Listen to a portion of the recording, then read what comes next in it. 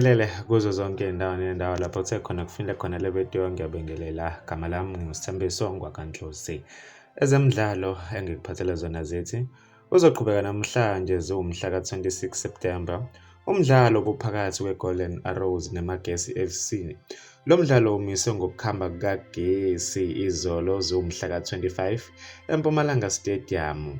Imbangi yokumiswa kwalo mdlalo bekuwukuhamba kukagesi emva kokuthi i-transformer ibhavumukile angabi.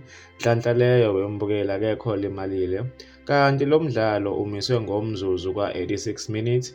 IMagesi ibihamba phambili ngegoli elilodwa eqandeni.